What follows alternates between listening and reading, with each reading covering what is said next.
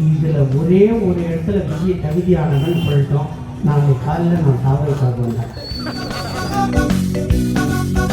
பாயசம் திமுக, பாயாசம் திமுக. நீ வாங்கினா இந்த தேர்தல் முடியலடா, என் தலைமை என்ன சொன்னாலும் தெரியல, நாளாக கீழ்ச்சி தொங்க விடல. போனிய 2 நாள் வச்சு திரும்ப நான் சொல்ல ஊரில் எவ்வளோ படம் எடுக்கல. உன்னை பார்க்க புட்டி அடிச்சுதான்டா பரதேசி மவனை 42 பேர் செத்து போனோம். இங்கே தான் நடத்தணும், எங்கே எடுத்து போய் நடத்தணும்? மலேசியாவில் எதுக்கு? தாவேகா உங்கள் கூட்டணிக்கு வருமானு கேட்டால், இப்போ எங்களுக்கு விசில் தேவையில்லை, எங்களுக்கு ஒரு விசில் இருக்கிறது, அது குக்கர் விசில். உன்னை ஒப்பம் டாக்டர் தானே படிக்க வச்சு குக்கர் விசில் வாயில் போட முடியுமா? அது ஆவி வந்தால் புஷ்ஷுன்னு சவுண்டோட வரும். 68 முண்டங்கள்லாம் வச்சுருக்கேன். நான் அதெல்லாம் சொல்ல விரும்பலைங்க, எனக்கும் வயசு போடுறது டயர்டாக இருக்குது. நான் சொல்கிறது அது ஒன்று தாங்க, நீங்கள் வாழ போகிறீங்களா சாவ போகிறீங்களான்னு டிசைட் பண்ணுற தேர்தல் 26. இந்த தமிழ்நாட்டை இப்படியே கல்வியிலும் தனிமனித பொருளாதாரத்திலும் வளர்ச்சியிலும் சிறந்து விளங்க வேண்டும் என்றால் மீண்டும் எங்கள் அண்ணன் தளபதி ஸ்டாலின் இந்த நாட்டின் முதலமைச்சராக வேண்டும். இன்னைக்கு பேசுகிறாருங்க, லஞ்சம் வாங்க மாட்டான் இந்த விஜய், லஞ்சத்தை அங்கீகரிப்போடா 1.5 கோடி ரூபாய் டேக்ஸு கட்டாத புறம்போக்கு நீ அங்கே நோட்டீஸ் அனுப்புகிறான், அவனை போய் சாப்பிட எங்களுக்கு எதுக்கும் பயட மாட்டாங்க. மயிறு போனிய 2 நாள் வச்சு திரும்ப நான் சொல்ல ஊரில் எவ்வளோ படம் எடுக்கல, படசக்தி படம் வரல, நாங்கள் விடல. உன் படத்தை ஏன் முடிக்க வச்சாங்க கேட்டியா நீங்க வரைக்கும்? அந்த பக்கம் திருப்பூர்னாவே அவங்க அந்த பழைய படம் நம்ம வரணும். படம் பிச்சைக்காரங்க படம். நீங்களாம் ஒரு கட்சி வச்சு உங்கள் ரோட்டுக்கு மட்டும் வந்துடாது. நான் ஒன்றே ஒன்று தான் சொல்கிறேன், லேடிஸ் தான் சொல்கிறேன். உங்கள் வீட்டில் அந்த மாதிரி பொண்ணுங்க இருந்தால் அதுவும் நம்ம காத்து வச்சுக்கணும். என் சித்தாத்தா பொண்ணு, பெரியாத்தா பொண்ணு, என் அண்ணியோட பொண்ணாக இருப்பான். தயவுசெய்து திருத்திடு. இது கலாச்சார சீரழிவு, கலாச்சாரத்துக்கு கேடு. அவன் என்ன பண்ணியிருக்கான் இது வரைக்கும் சொல்லுங்க? மழை வந்தது, புயல் வந்தது, கொரோனா வந்தது, ஒரு 10 பேர் கண்ணீரை கொடுத்திருப்பானா? 42 பேர் செத்து போனா விட்டு ஓடுறவனடா ஒரு ஆம்பளை. நாங்க போய் அண்ணன் செந்தில் பாலாஜி இருக்காரு, எவ்வளோ பட்டாலும் திருந்த மாட்டார். செத்து போனதெல்லாம் அணில் குஞ்சு தானே, ஒரு கம்பெனி தானே இருக்கணும். இவர் போய் ஆஃபீஸில் இருக்கிற தண்ணி பாட்டில் இருந்து விட்டா அந்த தண்ணி பாட்டில் திமுக இருக்கு. அவ்வளோ சீக்கிரமா செந்தில் பாலாஜி எப்படி வந்தார்?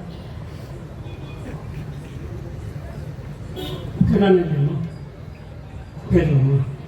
ஏன்னா நீ தான் ஓடி போயிட்ட, நாங்கள் பக்கத்துல இருந்து தண்ணி கொடுத்து காப்பாற்ற பாவம்.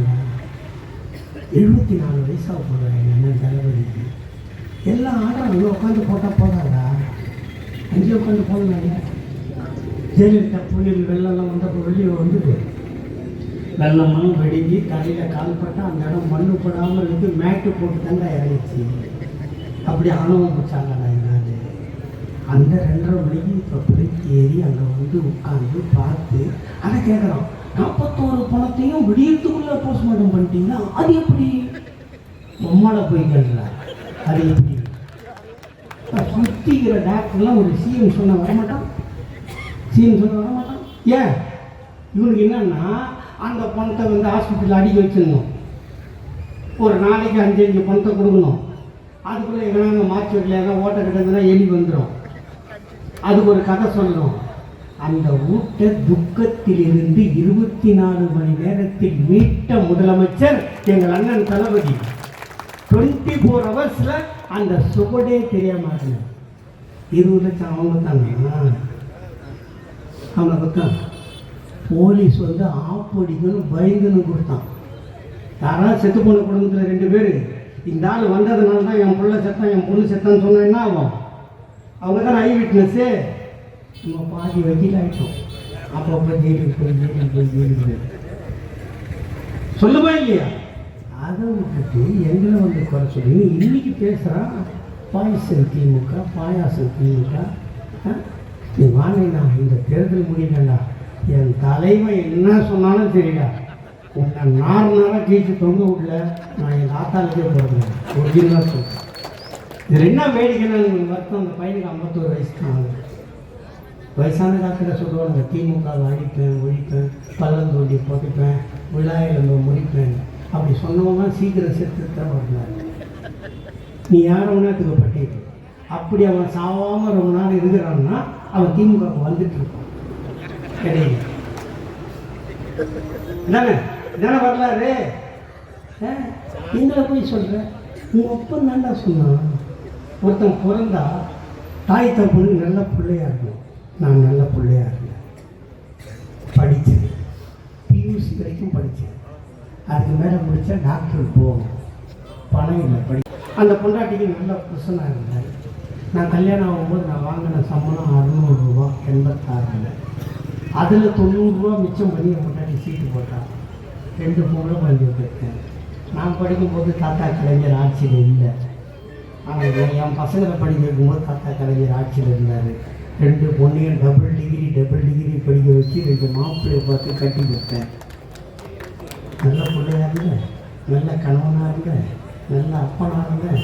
2 மாப்பிள்ளைக்கு நல்ல மாமனாகவும் வாழ. இதில் ஒரே ஒரு இடத்துல விஜய் தகுதியானதுன்னு சொல்லிட்டோம். நாளைக்கு காலையில் நான் தாவைக்காக வந்தேன். இருக்காண்ணா நல்ல பிள்ளையா இருந்தாண்ணா, அதான் நல்ல பிள்ளையா. ஸ்கூலுக்கு அனுப்பிச்சாங்க, லயோலா காலேஜில் சீட்டு கிடைக்கிது எவ்வளோ கஷ்டம். இது நான் சொல்ல சாமி, நான் சொல்ல அவங்க அப்பன் சொன்னான்.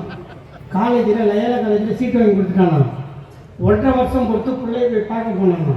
அந்த பிரின்சிபல் சொன்னாரான், அவன் இது உள்ளே வர்றதே இல்லை, அந்த காம்பவுண்ட் சேரோட பேர் உட்காந்து போனான். இவன் போய் பார்த்தா அங்கே தான் உட்காந்தான். இன்னும் 1.5 வருஷம் படித்து முடிச்சுட்டு வாடா நடிக்கலான்னு நானும். இல்லை படித்தது போது சினிமா எடுத்தா ஆகணும். நான் 75 லட்ச ரூபாய்க்கு படம் எடுத்து ரோட்டில் போண்டியாக வந்துட்டான். அப்புறம் விஜயகாந்த் காலில் விழுந்து தான் அந்த மூஞ்சை பார்க்கும்போது சைடில் இதை பார்த்துக்கிறேன்னு ஒத்துக்கிறாங்க. இந்த மூஞ்சை நேரடியாக பார்த்துக்க எவனும் ஒத்துக்கல, அந்த மூஞ்சை பார்த்தாங்க. அவன் செத்தாங்க. ஒன்று ஆராய்ச்சி போனாங்க. அப்போ நான் கடங்காரன் பிச்சை எடுக்காம அரசியல் கொடுத்தாங்க விஜயகாந்த். அந்த நினைவு நாளைக்கு வந்து ஒரு பூ போட்டாங்க சாமி, பூ போட்டாங்க சாமி. ஆக இவன் நல்ல பிள்ளைய ஓப்பரக்கலாம். அப்பா தலை கூட வச்சுன்னு சோறு போட்டேன். கட்டின பொண்ணாட்டி கூட இல்லை, பெத்த பொண்ணு கூட இல்லை, அப்பா தானும் கூட இல்லை. அவ்வளோ பெரிய பங்களால் தனியாக பட்டு இன்னும் ஆணி பிடுங்கூடாது. அதுவும் பார்த்தா நீ பொழுதோடு வேற சாப்பாடு போட்டுருங்க. எந்த நிகழ்ச்சியாக பாரு. இப்போ நம்ம நடத்துகிறோம்ல மணி, இப்போ பஸ்ஸு போனால் என் மயிறு போச்சு, நான் பேசுவேன். நடத்தலேப்பா அவனை நடத்த சொல்லு. 6 மணி நல்லாலாம் உதரும். அந்த விஜய் ரசிகர் எவனும் அவன் காதை முறுக்கிட்டுவான். இங்கே தானே தமிழ்நாட்டில் தானே இங்கே படம் எடுத்தான் ஜனநாயகன். தமிழ்நாட்டில் தான் துட்டத்தில் கொட்ட போகிறானுங்க இல்லையம்மா. தமிழ்நாட்டு ரசிகர் தானே பார்ப்பான். அப்படி அந்த இது படம் வெளியீட்டு விழா எங்கே நடத்தணும்? தமிழ்நாட்டில் தான் நடத்தணும். உன்னை பார்க்க முட்டி அடிச்சு தாண்டா பரதேசி பவனை 42 பேர் செத்து போனான். இங்கே தானே நடத்தணும். எங்கே எடுத்து போய் நடத்தணும்? மலேசியாவில். எதுக்கு? அங்கே தான் 4 லட்சம் 40 லட்சம் டிக்கெட் கொடுப்பான். அதை வாரி கோச்சிக்கின்னு இங்கே வந்து பிலிம் காட்டலான்னு பார்க்குறேன். வயல் எரியுதுங்க. அந்த ரசிகர் முண்டி அடிக்கிறாங்க. அவனுக்காக அந்த பட விழா இங்கே நடத்தலாம்ல, நடத்தல. அவசரமாக கோர்ட்டுக்கு போனீங்க. இப்போ நான் கூட தானே ஒருத்தன் கடன் தரணும்னு வச்சுக்கோங்க, அன்பாக கேட்டால் கொடுக்கணும். நான் கோர்ட்டில் போடுவேன்னு நான் பதாட்டம்னா வாதாட முடியும். அது வேணும். அது மாதிரி தான் சென்சார் போர்டும் அப்படி தான். இப்போ இவனுக்கு சென்சார் போர்டு மேலே கேஸை போட்டவொன்னே பர்மிஷன் கொடுத்தா 10 பேர் கோர்ட்டுக்கு போனே இல்லையா? அதுக்காக அவன் மானத்துக்கு பயந்து அப்படி பண்ணுறான். சரி, அதை பற்றி என்ன நீ சொல்லணுமா இல்லையா? உன்னை நம்பி எத்தனை கோடி பணம் போட்டிருக்கான்? 5000 கோடி 6000 கோடி சொல்கிறேன், சொல்லலாம் இல்லையா? அந்த பணம் யாரோட பணம்?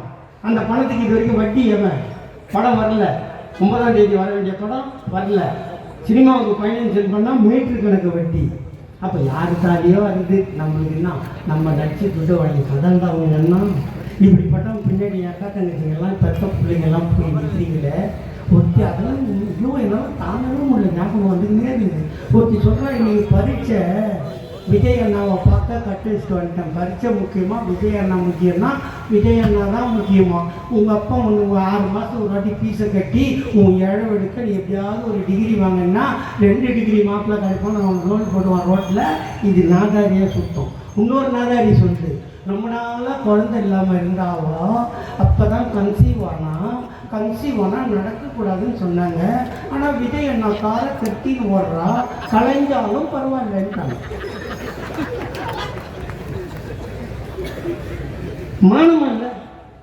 மானமல்ல தூக்கு போட்டு சாவானா?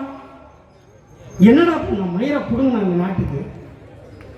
வர்றான் மயிரை பிடுங்குவானா, நிற்பான். இது ஒரு கட்சி. இப்போ அண்ணா திமுக அது பாரு, அது ஒரு கட்சியா அது.